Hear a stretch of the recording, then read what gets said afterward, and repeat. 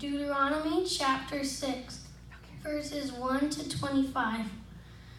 These are the commands, decrees, and laws the Lord your God has directed me to teach you to observe in the land you are crossing the Jordan to possess, so that you, your children, and their children after them may fear the Lord your God by keeping all of his decrees and laws that I give you, and so that you may enjoy long life.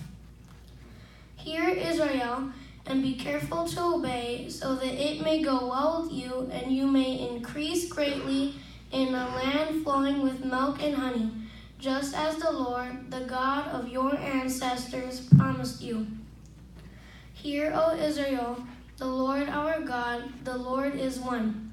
Love the Lord your God with all your heart, and with all your soul, and with all your strength. And these commandments that I give you today are to be on your hearts. Impress them on your children. Talk about them when you sit at home and when you walk along the road, when you lie down and when you get up. Tie them as symbols on your hands and bind them to your foreheads. Write them on the doorframes of your houses and on your gates. When the Lord brings you into the land he swore to your fathers, to Abraham, Isaac, and Jacob, to give you a land with large flourishing cities you did not build, houses filled with all kinds of good things you did not provide, wells you did not dig, and vineyards and olive groves you did not plant. Then, when you eat and are satisfied, be careful not to forget the Lord, who brought you out of Egypt, out of the land of slavery. Fear the Lord your God. Serve him only and take your oaths in his name. Do not follow other gods, the gods of the peoples around you. For the Lord your God, who is among you, is a jealous God, and his anger will burn against you, and he will destroy you from the face of the land. Do not put the Lord your God to the test as you did at Massah. Be sure to keep the stipulations, decrees, and laws the Lord your God has given you.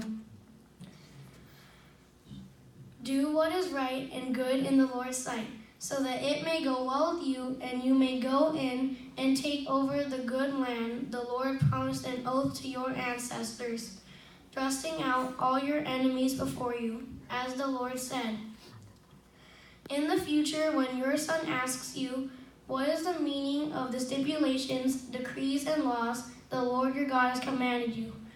Tell him, we were slaves of Pharaoh in Egypt, but the Lord brought us out of Egypt with a mighty hand. The Lord sent signs and wonders, great and terrible, on Egypt and Pharaoh and his whole household. But the Lord brought us out from there to bring us in and give us the land he promised an oath to our ancestors. The Lord commanded us to fear the Lord your God and to obey all his decrees, so that we might always prosper and be kept alive, as is the case today. And if we are careful to obey all this law before the Lord our God, as he has commanded us, that will be our righteousness.